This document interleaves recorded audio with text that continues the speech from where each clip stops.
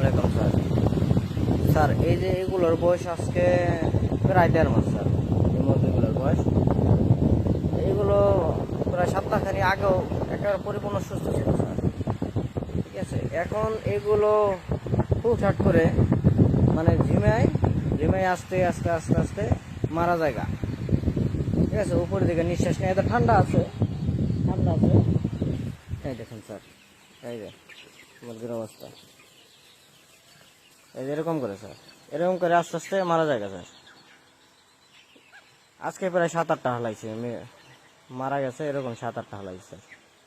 এইগুলোর জন্য স্যার আমরা কি দিতে পারি? এখন কিন্তু স্যার এই দেখেন আমরা ফ্যান লাগাই দিয়েছি। এতদিন ফ্যান ছিল না, দেখি কি দিন গরমে প্রচুর গরম, এই জন্য ফ্যান লাগাই দিয়েছে। আর এদের খাবার খরচও মানে খাবারও এরা খায় না, একেবারে কম খায়, খাবার পানি একেবারে কম খায়।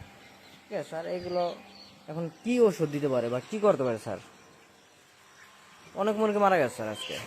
এই যে মুরগি যে এরকম করছে স্যার।